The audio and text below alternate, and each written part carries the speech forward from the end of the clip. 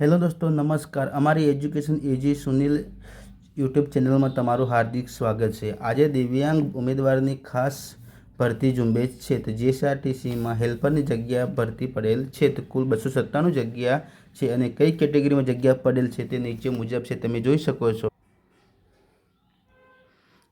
Total 4 category છે. એ category એમાં તમારો દિવ્યાંગનો પ્રકાર જોઈને 131 જગ્યા છે. એમાં પછી બી કેટેગરીમાં 62 જગ્યા છે અને સી કેટેગરીમાં 35 જગ્યા છે અને ડી અને ઈ એમાં 69 જગ્યા છે. ને તમારે જો અહીં જો તમે જે કેટેગરી તમારે લાગુ પડતી હોય એમાં તમે ભરી શકો.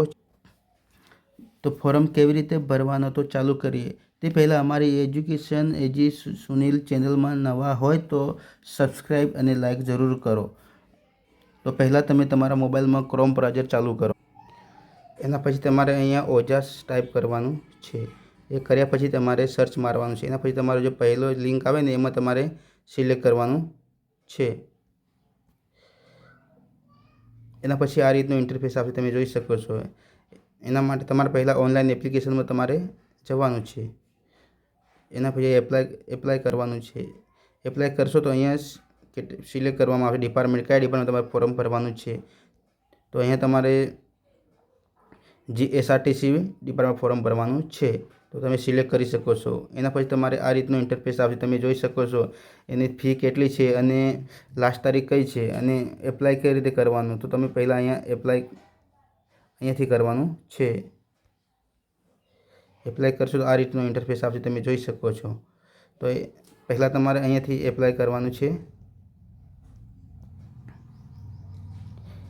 એ કર્યા પછી તમારે અહીંયા રજિસ્ટ્રેશન નંબર લખવાનો છે. જે તમારે ઓજાસનું રજિસ્ટ્રેશન કરેલું હોય તો તમારી જોડે નંબર હશે. તો એ નંબર હોય તો તમારે એ નંબર લખીને નીચે બર્થ ડેટ લખીને એપ્લાય કરવાનું રહેશે. અન્યથા તમારે એને સ્કીપ કરી નાખવાનું. સ્કીપ કર્યા પછી આ રીતનો ઇન્ટરફેસ આવશે, તમે જોઈ શકો છો. પહેલાં તમારે સિલેક્ટ કરવાનું, ટાઇટલ સિલેક્ટ કરવાનું છે. એના પછી તમારે તમારે સરનેમ લખવાનું છે, ફર્સ્ટ નેમ લખવાનું, પપ્પાનું નામ લખવાનું છે અને મધર નેમ લખવાનું છે. એના પછી તમારે જેન્ડર જે કેટેગરી લાગુ પડતી હોય એ તમારે સિલેક્ટ કરવાની છે. એના પછી તમારે બર્થ ડેટ લખવાની છે. એના પછી તમે મેરિડ હોય તો મેરિડ લખવાનું, અનમેરિડ હોય તો અનમેરિડ લખવાનું.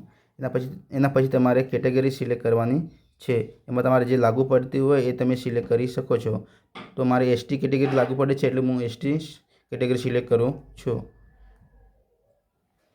એના પછી આ રીતનું ઇન્ટરફેસ આવે, તમે જોઈ શકો છો. અહીંયા કાસ્ટ નંબર લખવાનો છે. એના પછી તમે અહીંયા તારીખ લખવાની છે જે સર્ટિફિકેટમાં હોય તે.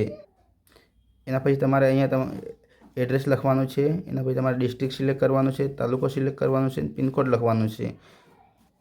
ફરતી અહીંયા પરમાનન્ટ એડ્રેસ છે, એમાં તમારે ફરતી એડ્રેસ લખવાનું છે જે લાગુ પડતો હોય. ડિસ્ટ્રિક્ટ સિલેક્ટ કરવાનું છે, તાલુકો સિલેક્ટ કરવાનું છે અને પિનકોડ લખવાનો. એના પછી તમારે અહીંયા મોબાઈલ નંબર લખવાનો છે તમારે જે SMS એલર્ટ માટે, બરાબર. એના સેમ લખવાનું છે. એના પછી તમારે ઈમેલ લખવાની છે. ફરીથી કન્ફર્મેશન માટે ઈમેલ લખવાની છે. એના પછી આ રીતનો ઇન્ટરફેસ આવશે, તમે જોઈ શકો. તમે રમતગમતમાં ગુણ ધરાવતા હોય તો તમે અહીંયા યસ કરી શકો છો, અન્યથા તમે એને સ્કીપ કરી શકો છો. એના પછી તમારે કેટેગરી પસંદગી કરવાની છે. એમાં તમારે જે કેટેગરી લાગુ પડતી હોય તે અહીંયા તમે સિલેક્ટ કરી શકો છો. જો વન આર્મ, બુથ આર્મ અથવા હાર્ડ હિયરિંગ, લો વિઝન જે બી તમારે લાગુ પડતું હોય એ તમે અહીંયા સિલેક્ટ કરીને અહીંયા તમારે એને પર્સન્ટેજ લખવાના છે. એના પછી તમારે ડિસેબિલિટી જે સર્ટિફિકેટ નંબર નાખવાનો છે. એના પછી અહીંયા સર્ટિફિકેટ તારીખ લખવાની છે. એના પછી તમારે નંબર લખવાનો છે. એના પછી તમારે આ સર્ટિફિકેટ કોને આપી એ સિલેક્ટ કરવાની છે. અહીંયા યસ મારીને એના પછી તમારે નીચે જવાનું છે. એના પછી તમારે અહીંયા વિધવા હોય તો યસ કરવાનું, અન્યથા ન કરવાનું. એના પછી તમે પહેલાંથી જીએસઆરટીસીમાં ફરજ બજાવતા હોય તો તમારે યસ કરવાનું છે, અન્યથા તમારે ન કરવાનું છે. એના પછી તમારે અહીંયા લેંગ્વેજ સિલેક્ટ કરવાની છે. અહીંયા તમારે બધામાં ક્લિક કરવાની, યસ જે બી ક્લિક કરવાનું છે બધી કોલમમાં. એના પછી તમારે અહીંયા તમારો જે બી આઈટીઆઈ જે કરેલી હોય જે તે વિષયમાં એનું તમારે ડેટા નાખવાનું છે. એમાં તમારે ઇલેક્ટ્રિશિયન કરેલું ઇલેક્ટ્રિશિયન કરવાનું, ફિટર હોય ફિટર, મિકેનિકલ જે બી તમારે આઈટીઆઈ કરેલી હોય એનો તમે નાખવાનું છે. અહીંયા મેં વેલ્ડર નાખું છું જાણકારી મુજબ. અહીંયા એના પછી એના ટકા લખવાના છે. પર્સન્ટેજ કેટલા આવ્યા એ. એના પછી તમારે કેટેગરી સિલેક્ટ કરવાની છે. એના પછી એક્ઝામ બોડી, એના પછી તમારે પાસિંગ યર કયા વર્ષમાં પાસ કર્યું એ, એના પછી તમે કેટલી ટ્રાય પાસ કરી એ લખવાની છે.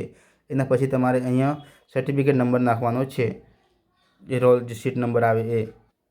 એની પછી તમારે અહીંયા એપ્રેન્ટિસ સિલેક્ટ કરવાની છે. એપ્રેન્ટિસ સિલેક્ટ કર્યા પછી તમારે એપ્રેન્ટિસમાં પર્સન્ટેજ કેટલા આવે તે લખવાના છે.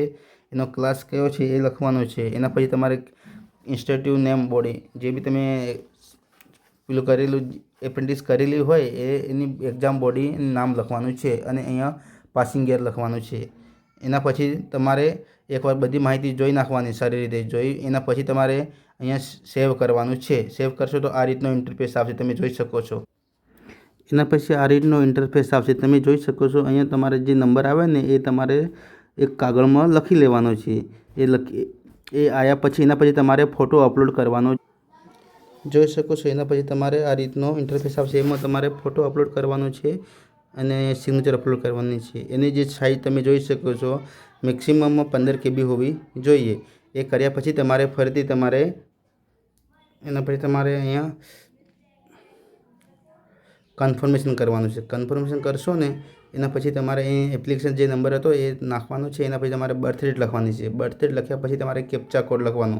કેપ્ચા કોડ લખીને તમારે ઓકે આપવાનો. ઓકે આપશો તો આ રીતનો ઇન્ટરફેસ આવશે. એમાં તમારે એક વખત ચેક કરી નાખવાનું છે તમારું નામ, મધરનું નામ, તમારું એડ્રેસ, ડિસ્ટ્રિક્ટ, મોબાઈલ નંબર. એ ચેક કર્યા પછી અહીંયા તમને નીચે જે ફી દેખાય એ તમારે ઓનલાઈન પેમેન્ટ કરવાનું છે. એના પછી તમારે અહીંયા કન્ફર્મ આપશો તો સીધું તમારે એક નંબર જનરેટ થશે, કન્ફર્મેશન નંબર. એ તમારે સાચવીને રાખવાનો છે. જે તે વખતે તમારે કોલ લેટર કાઢવાનો હશે એ વખતે તમારે એ નંબર જોશે. એના પછી તમારે પ્રિન્ટ કઈ રીતે ડાઉનલોડ કરવી એ એમાં તમારે પ્રિન્ટ એપ્લિકેશન પેમેન્ટ લખેલું છે, અહીંયા સિલેક્ટ કરવાનું છે. અહીં સિલેક્ટ કરશો તો આ રીતનો ઇન્ટરફેસ આવશે. એમાં તમે જોઈ શકો છો અહીંયા તમારે જે એક્ઝામ હતી એ તમારે અહીંયા જોઈ લેવાની. અહીંયા GSRTC હતી એમાં તમારે સિલેક્ટ કરવાનું છે. એ સિલેક્ટ કર્યા પછી એના પછી તમારે જે કન્ફર્મેશન નંબર જનરેટ થયો તો એ લખવાનો છે. એ લખ્યા પછી તમારે અહીંયા બર્થડે લખવાની. બર્થડે લખ્યા પછી તમારે અહીંયા જે દેખાય છે ને તમને જે કેપ્ચા કોડ એ લખવાનો છે.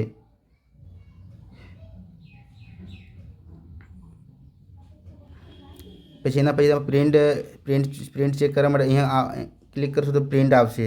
એના પછી તમારે જે ઓનલાઈન પેમેન્ટ ફી ભરવાની હોય અહીંયા પેમેન્ટમાં કરશો. એના પછી પેમેન્ટ તમે ભરી શકો છો. પેમેન્ટ તમે તમારા ફોનપે યા ગૂગલ પેથી અથવા ATM કાર્ડથી તમે ફોર્મ ભરી શકો. ફોર્મ ભર્યા પછી તમારું ફોર્મ સબમિટ ગણાશે. અન્યથા તમે ફી ના ભરેલી હોય તો ફોર્મ તમારે રિજેક્ટ કરી દેવામાં આવશે. તો અમારો વિડીયો કેવો લાગ્યો તમે લાઈક અને કમેન્ટ કરીને જરૂર બતાવજો. Thanks for watching.